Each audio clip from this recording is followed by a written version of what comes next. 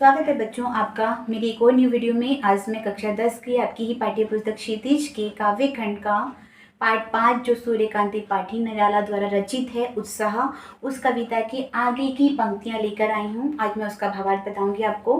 तो शुरू करते हैं बच्चों।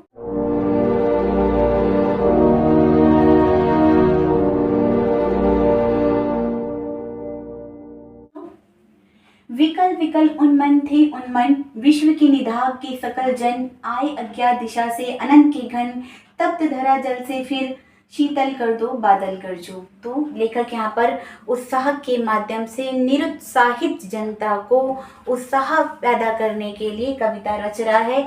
उस समय जो व्यक्ति, वहाँ की आम जनता जो थी व्याकुल थी, परेशान थी, क्योंकि उनका शोषण हो रहा था। तो उनको बादल के माध्यम से ठंडक पहुँचाने के माध्यम से ये लेखक जो है इन कविताओं को लिख रहा है और बताना चाह रहा है विकल विकल उन्मन थे उन्मन, विकल विकल व्याकुल व्याकुल। यहाँ पर इसका अर्थ हो जाता है व्याकुल व्याकुल उन्मन।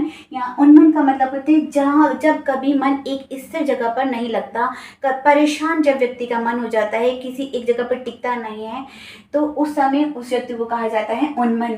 उन्मन थी उन्मन, जब व्यक्ति बहुत परेशान होता है, व्याकुल होता है, जब उसका एक जगह पे मन नहीं लगता, तो उस व्याकुलता को बता रहे हैं।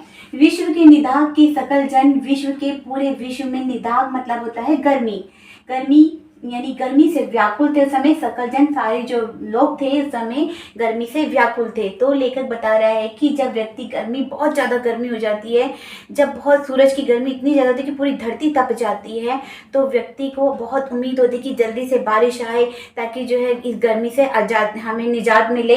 तो लेखक उस समय बता रहा है कि व्यक्ति का इतना ज़्यादा शोषण होता था कि उस समय व्यक्ति पीड़ित, बहुत बहुत पीड़ित होता था, लेकिन उसे कोई समाधान नज़र नहीं आता था कि किस तरह से वो अपनी आवाज़ उठाए। तो सभी व्यक्ति को इकट्ठा करके कहते हैं कि तुम सब एकत्र हो जाओ और इसके विरुद्ध अपनी आवाज़ उठाओ। तो वो इसका माध्यम बादल और गर्मी के माध्यम से बता रहा है कि विकल विकल उन्मन थे उन्मन, कहीं भी मन नहीं लगता था, हर जगह से व्याकुल थे, क्योंकि गर्मी इतनी ज़्यादा हो गई थी कि जो है बरसात नहीं हो रही थी, पूरी धरती तप चुकी थी। तो विश्व की निदाग की सकल जन, विश्व में जितने भी सकल जन थे यानी सभी लोग थे, निदाग मतलब गर्मी से बहुत ज़्यादा व्याकुल हो चुके थे, उनका कहीं भी मन नहीं लग रहा था।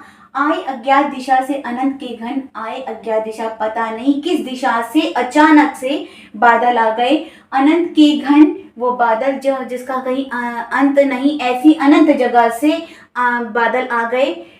तप्त धरा जल से फिर, तप्त यानी तप्त मतलब जलती हुई, धरा मतलब पृथ्वी, तो जलती हुई यानी तपती हुई धरती के ऊपर अचानक से कहाँ से, किस दिशा से बादल आ गए और वो आकर के बरसने लग गए।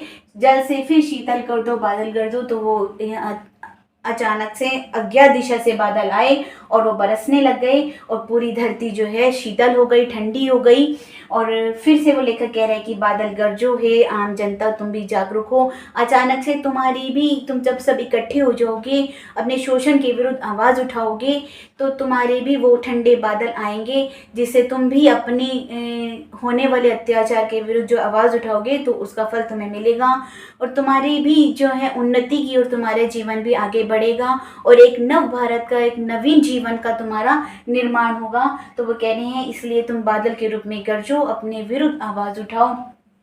जिस प्रकार से तपती हुई गर्मी में जब बादल अज्ञात दिशा से आते हैं और पूरी धरती को तृप्त कर देते हैं, ठंडा कर देते हैं, प्यासे जो व्यक्ति प्यासे होते हैं, जो व्याकुल हो रहे होते हैं, उनके मन को शीतल कर देते हैं, उसी प्रकार से तो मेरे अंदर जो छटपटाहट है, जो क्रांति, उसे पैदा करके निकालो, उसे निकालो और आप सारे के सारे इकट्ठा होकर के उस शोषक वर्ग के खिलाफ आवाज़ उठाओ और अपने लिए एक नव जीवन का निर्माण करो। इसलिए बादल गरजो, हे आम जनता तुम जागरूक हो जाओ।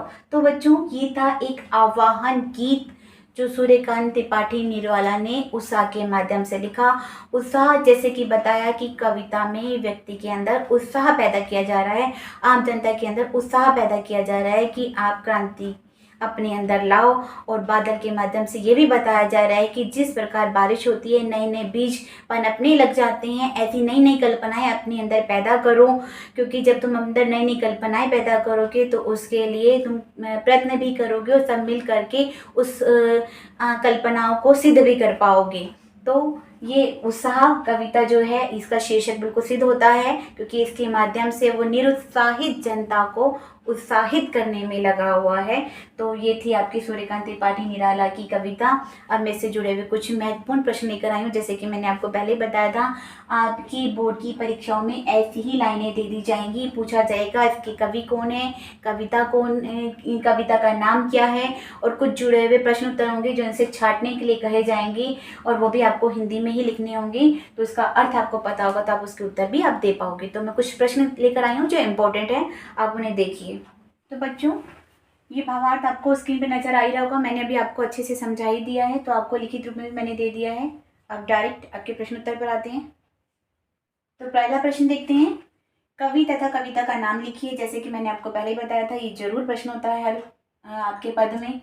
तो कवि कौन थे? कवि सूर्यकांत त्रिपाठी निराला है। और कविता का नाम क्या है? कविता का नाम उत्साह है। इसे आप इन्वर्टिस कॉमास में कर देना, ठीक है।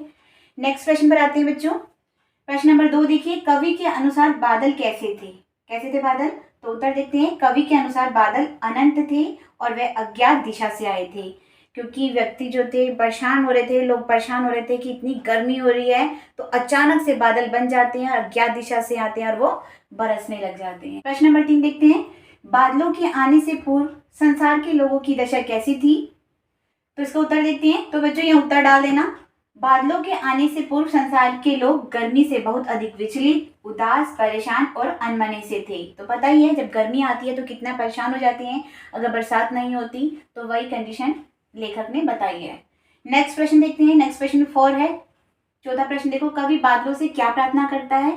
तो उत्तर, कवि बादलों से प्रार्थना करता है कि वे खूब तेज बरसें और गर्मी से व्याकुल लोगों के मन को शांत कर दें। तो यही प्रार्थना कर रहे हैं कि जितने भी लोग पीड़ित हैं, गर्मी से परेशान हैं, तो बादल तुम इतना तेज गरज कर बरसो कि जितने भी धरती पर लोग परेशान हो रहे हैं, उदास हो रहे हैं, विचलित हो रहे हैं, उन सबके मन शांत हो जाएं और ठंडक पहुंच जाए। ठीक है। तो बच्चों, ये था आपका उत्साह कविता के दूसरे पद की व्याख्या और उससे जुड़े हुए कुछ महत्वपूर्ण प्रश्न उत्तर, जो कि आपकी बोर्ड परीक्षा के लिए भी बहुत ज़्यादा इम्पोर्टेंट हैं। तो उम्मीद करती हूँ आपको समझ में आ गया होगा। आप मेरी वीडियो को देखिए, सब्सक्राइब कीजिए, लाइक कीजिए और शेयर कीजिए और इसके नोट्स बना लीजिए। Thank you for watching.